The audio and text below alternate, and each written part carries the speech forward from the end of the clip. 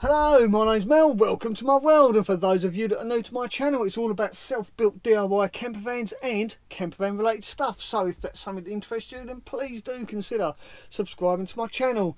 Now today I'm going to answer a question that comes from Tracy Field. Tracy asked me my opinion on 12-volt coolers and 12-volt compressor fridges, and seeing as though it's Wednesday, that's what I'm going to waffle on about today. Coming right up.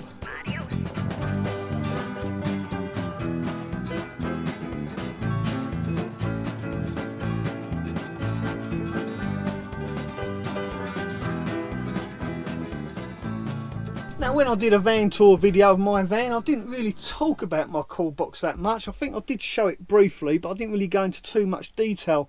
And the simple reason is because I don't really use it that often. All I put in there is milk and butter maybe, and occasional beer now and again. But definitely just all I use it for is milk for my coffee in the morning. So for me personally, I couldn't justify spending £500 just to keep milk fresh. And that's something you need to ask yourself. What are you going to be putting in your fridge? I mean, if you're a big meat eater, if you like your steak and whatever, then maybe a 12-volt compressor fridge is the way to go. And you want to spend that sort of money to keep that meat fresh, then, you know, fair play to you. But for me personally, that's it. That's pretty much all I use the fridge or cool box for, is to keep milk fresh. So when people ask me, how comes you don't have a 12-volt compressor fridge? The simple answer is because I just wouldn't use it. I wouldn't use it for anything other than putting milk in. And those 12-volt compressor fridges, I mean, you can pay between £500 upwards for one of those, whereas a thermoelectric cool box, you can pick them up for about £70 for a cheap one, or you can go up to around about £200 for a higher end one. I have got a higher end one. It's quite a fancy bit of kit. So what I'll do, I'll get it out from its little cupboard under the wood burner, I'll bring it out, I'll put it up on the table, and I'll show you how it works, why I use it, why I don't have a 12-volt compressor fridge. It will all make perfect sense once I get it out and show you how it works.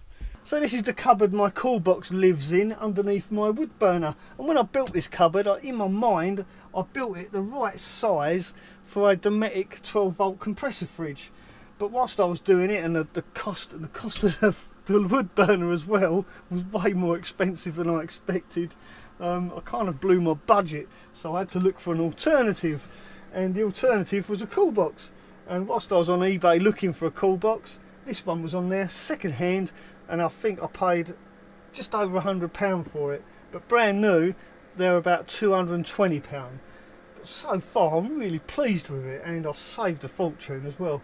And like I said, it keeps milk fresh, and yeah, it's great bit of kit, and it's 240 volt, 12 volt and 24 volt as well. So let's get it out, get it on the table, and I'll show you how it works, and I'll give you a bit of a review as well.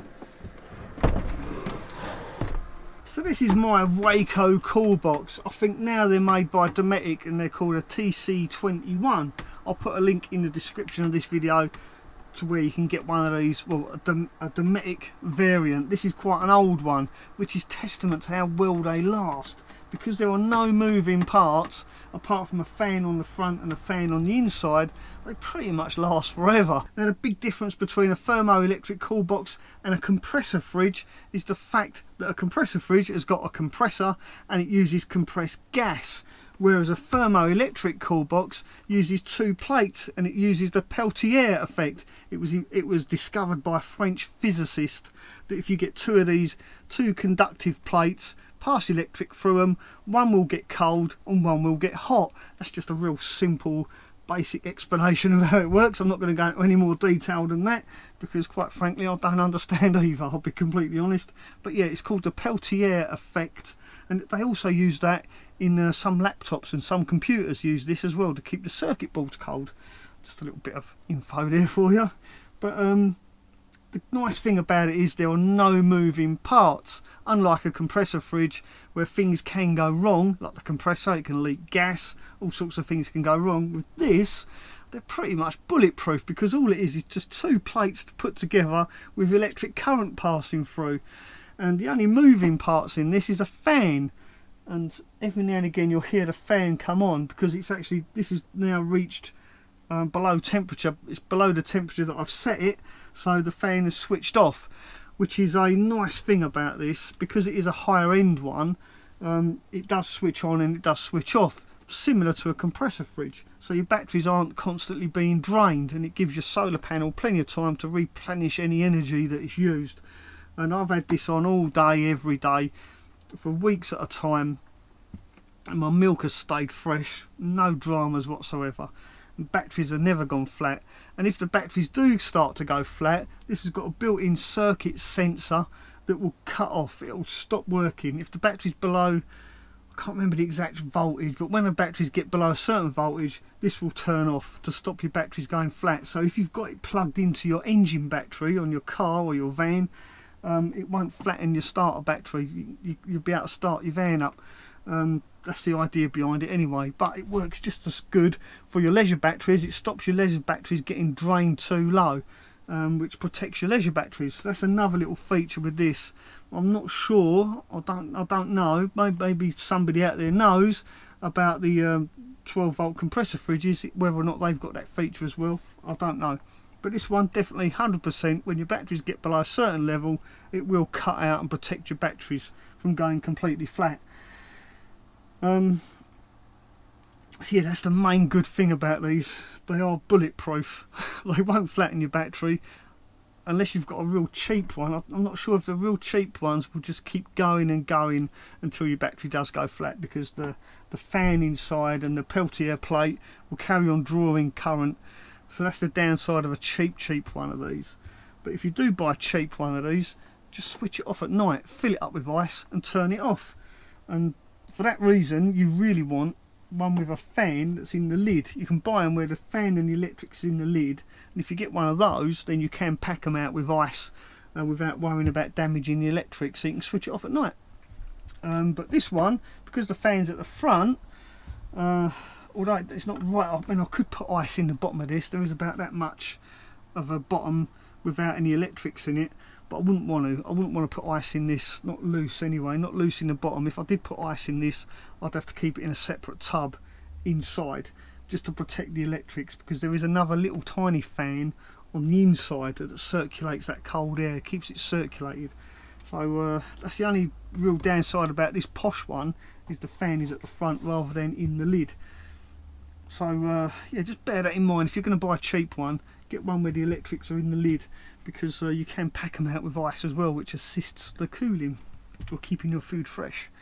But like I said earlier, for me, all I ever do is keep milk in this, and maybe the occasional beer, and maybe a Chardonnay now and again. But apart from that, that's all it's ever going to get used for. And considering the price of a compressor fridge, I mean, them things are like £500 plus. I'm not sure about the reliability of them. I don't know how long they last, but I know for a fact these things last forever. I mean, they do. They just last forever. Very, very rarely go wrong. I've never had one go wrong yet. And if you have got one that's gone wrong, then please do leave a comment below in the comments section of this video. I'd like to hear from you. Share your experiences. After all, that's what this is all about. People sharing their experiences. So yeah, if you've got one and you're happy with it, then give us a thumbs up. If you're on a real budget, then these work absolutely perfectly fine. There's nothing wrong with these at all, as long as you don't try and keep any food in there that can go off, for the reason that if it is a really hot day, the temperature inside this will rise slightly, and maybe not quite safe enough to keep fresh food in. Not meat anyway, or definitely not fish. I wouldn't want to put fish in this. So let's take a little look at what's in the box, shall we? Let's open it up. It's a top loader, and the benefit of a top loader is that you don't lose all your cold air when you open it. The moment you open a normal fridge, as soon as you open that door, all the cold air drops out and all the hot air rushes in. But with a top loader, because hot air rises and cold air sinks, theoretically when you open the lid, all the cold air stays where it should do, and that's in the fridge. So inside this one is simply just these compartments. As you can see, it's nice and deep. I can get wine in there, no problem. If I turn the camera around, swap hands, there's the little fan I was talking about earlier. I'll just take that out so you can see. So there's the little fan, that's the little vent there, so air comes in at the bottom, comes out at the top, and it keeps that cold air circulating all the time.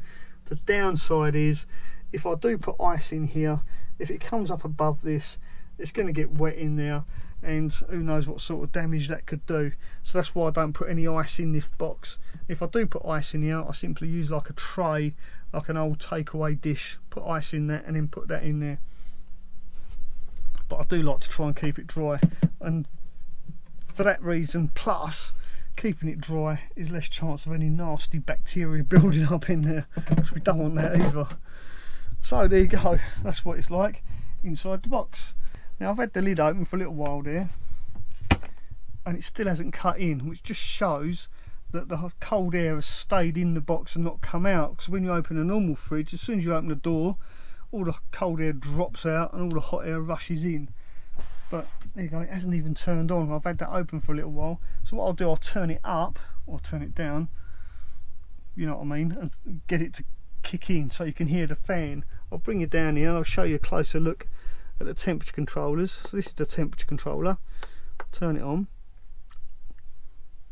a bit more and the fan should cut in. There you go. So the fan's cut in now. I don't know if you can hear that. There you go. That's how noisy it is. It's not noisy at all. And once it's under inside the cupboard, there you go, it's turned off straight away as soon as I put it back on 2 dots. I don't know what 2 dots is, but I know that when it's on 2, it's cold enough to keep milk fresh. Now a couple of other nice features about this one is you can actually choose what power you use. You can go from 12 volt to 24 volt to 240 volt. So if I do happen to end up on a campsite with electric hookup, not that I've got electric hookup in this van yet, that's something else I've got to fit, but I'm not overly excited about fitting 240 volt to my van. But it's there anyway in case I need it. So if I want to stay on a campsite and I do want to plug this into the mains, I can, which is a really nice feature. Now the other thing is the reverse effect of this Peltier plate is one plate gets hot, as I said earlier, one plate gets cold. The cold one is inside, the hot one's on the outside. But if you reverse the polarity, I think that's how it works anyway, you can switch it from cold to hot. So the one on the outside gets cold and the one on the inside gets hot, and it can get up to, I think it was 65 degrees centigrade. So if you're going out for a takeaway, you can turn this on, get it nice and warm, and then put your takeaway in here. It'll keep it hot and fresh for when you get back to wherever it is you're going. So your takeaway will be nice and warm when you get back to your campsite, say for instance. So that's another little bonus about this. So that's something you don't get with a compressor fridge. You can actually turn it into a little mini hot box to keep your takeaway nice and warm. So yeah, nice bit of kit all in all. So there you go, that's why I've got a Waco cool box and not a 12 volt compressor fridge, because it's just the way I roll. So if you like this video, please do give me the thumbs up. Don't forget, if you're new to my channel, please do consider subscribing, and by subscribing to my channel you help me feed a cat, and I've got 2 and they're both hungry. Thanks for watching. Ta-ra for now. And if I did have one, I'd be really tempted to put ice cream in the freezer compartment, and this bad boy's getting big enough as it is, so I need to lay off the ice cream. So I know that if I did have a freezer in here, I would fill it up with ice cream for sure. So this is where my cool box lives, under this board. For me though, it's going to be strictly 12 volt. I doubt if I'll ever plug this into 24 volt, not 24. It's basically, I